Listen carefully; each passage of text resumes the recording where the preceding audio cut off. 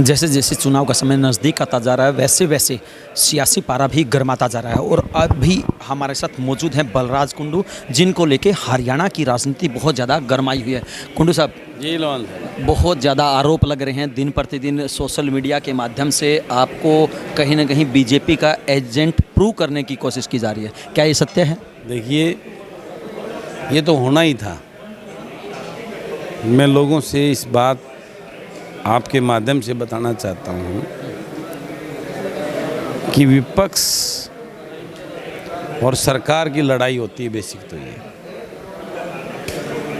आज सत्ता के साथ में लड़ाई है और सत्ता के साथ लड़ाई में शेर लेके उतरना पड़ता है, भालू लेके नहीं।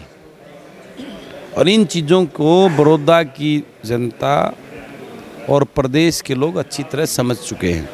लेकिन विधायक जी मैं आपसे वही बताना चाहता हूँ, जो मुझको ऊपर इस प्रकार का प्रचार प्रसार करवा रहे हैं विपक्ष के लोग, मैं उन्हीं से पूछना चाहता हूँ, अगर उनको इतनी चिंता है वोट की, तो इस हल्के में जो है ना बड़े अच्छे जो है ना स्ट्रॉन्ग बड़े बड़े गाँव के और अच्छी छवि वाले लोग थे जिन्होंने मेहनत की थी, उनको छोड़ के सबसे आखिरी उम्मीदवार जो बिल्कुल जिसकी रेपुटेशन बहुत ही ज़्यादा मुझे कहने की ज़रूरत नहीं है, आज बुरी तरह पूरा बड़ौदा हल्का सुन्न है इस प्रकार के कैंडिडेट को पाकर। लेकिन विधायक जी आपने कहा कि कांग्रेस ने बहुत कमज़ोर उम्मीदवार को उतारा है, भालू को उतारा है, लेकिन आप अपने उम्मीदवार को शेर बताते हैं।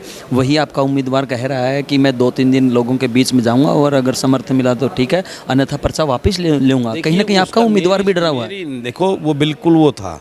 हम ये उस मंशा से बिल्कुल नहीं उतरे कि हमने वोट डिवाइड करनी है।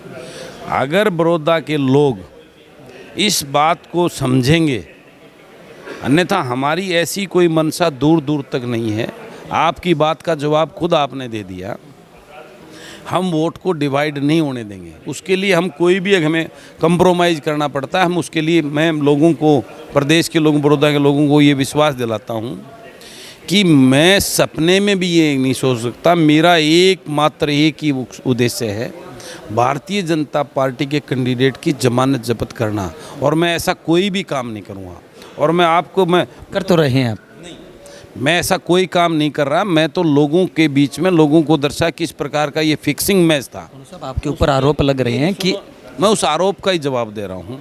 वो आरोप लगाने वालों को ही मैं, उनकी टीम को ही मैं कहना चाहता हूँ। मैं तो आज भी इस बात को कहता हूँ, मैं आदरणीय हुड्डा साहब को कहता हूँ, आदरणीय बड़े भैया बेसिंग सिंह जी को कहता हूँ, आइए ना हम एकजुट होकर वो फैसला करें किसको लेना।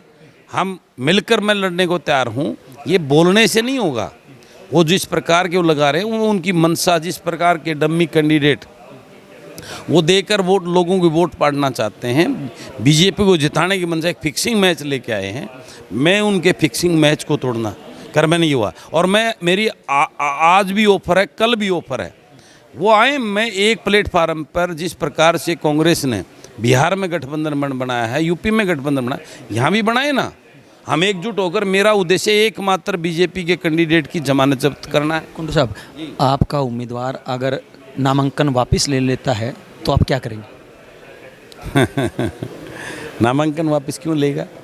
ये जिस प्रकार की भ्रांतियाँ कल से मैं सुन रहा हूँ, भाई डॉक्टर कपूर नरवाल बैठ जाएंगे, उनको ये मना लेंगे, उनको मना लेंगे, ये सिर्फ डैमेज के लिए हैं। ये सिर्फ उन्हीं लोगों को जो इस बात से डर कर कि आज डॉक्टर नरवाल और बलराज कुंडू की जोड़ी आज प्रदेश बड़ौदा के लोगों को एक बिल्कुल बहुत समझ में आने वाली बात है, एक सच्चाई बात है, और इस भाजपा के किले को ध्वस्त करने वाली बात क्लियर कट नज़र आ रही है। तब इसलिए ये इस प्रकार की भ्रांतियाँ फैलाई जा रही हैं। साहब, एक तरफ इंदुराज खड़े हैं, काफ़ी बड़े गांव से संबंध रखते हैं और जाट उम्मीदवार हैं। दूसरी तरफ आपने उम्मीदवार जो उतारा है वो भी जाट समुदाय से काफ़ी मजबूत उम्मीदवार है। आपको नहीं लगता कि दोनों के वोट बढ़ जाएंगे और बीजेपी बीच से निकल जाएगी? ये आज जो प्रचार है, इसको 2 दिन बाद आने वाले समय में देखेंगे। तो अब जो है ना, आज जो जाट भी, और मैं एक पर्टिकुलर बात, 36 बिरादरी के लोग आज डॉक्टर कपूरवाल को आशीर्वाद दिया है और डॉक्टर कपूर नरवाल के साथ खड़े हैं।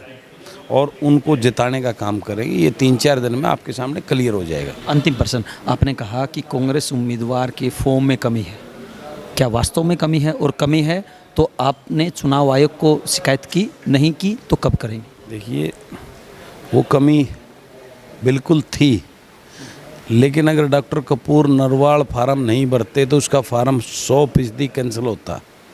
और अब ये बात हाईलाइट होने के बाद तो वैसे ही वो फॉर्मेलिटी पूरी करा लीजिए, सरकार उनकी है, बाई इलेक्शन है, उन्हीं के एसडीएम बैठे हैं, कोई बाहर से थोड़ा ना आए हुए हैं जो या रिटर्निंग अफसर जो बैठे हैं उन्हीं के लोग हैं। उसको इंदु राज के फॉर्म में जो कमियां थी वो पूरी भी करा ली? वो निश्चित रूप से ये हाईलाइट होने के बाद तो करा ली होगी, सरकार के हाथ में। आज क्यों, आज थोड़ा ना पर्चा कैंसिल करें, आज करते हैं तो हम अकेले ही रह जाते हैं, फिर तो कोई दिक्कत नहीं, फिर तो जमानत क्या इसका बुरा हाल इतना कर देंगे, हम सोचने की ज़रूरत नहीं है। तो उस बात की इनकी उस मंशा को रोकने के बाद ही ये सब तिल मिलाए हुए हैं, और उसी का ये असर है कि आज ये तरह तरह की भ्रांतियाँ, कभी बैठने की, कभी जो है ना भाईचारा तोड़ने की, कभी वोट बांटने की, इस प्रकार की भ्रांति है। लेकिन मैं आपको बताना चाहता हूँ कि बलराज कुंडू सपने में भी नहीं सोच सकता कि भारतीय जनता पार्टी के उम्मीदवार की जमानत जब्त कराना ही मेरा लक्ष्य और मेरा धर्म है। जी बिल्कुल, ये थे बलराज कुंडू जिनका साफ तौर से कहना है कि भले ही मेरे ऊपर कितने ही आरोप लगते रहें, लेकिन मैं हर हाल में बीजेपी की जमानत जब्त करवा के रहेंगा। हालांकि ये तो आने वाला समय बताएगा कि आखिरकार इनकी बातों में कितनी सच्चाई है और इनका उम्मीदवार कितना टिक पाता है। बहरहाल एक बात होता है कि जैसे जैसे चुनाव का समय नज़दीक आता जा रहा है, वैसे वैसे राजनीति का सियासी पारा भी गर्माता जा रहा है। वीडियो जर्नलिस्ट अमित कुमार के साथ अजय लोहान, बिंदास रहना।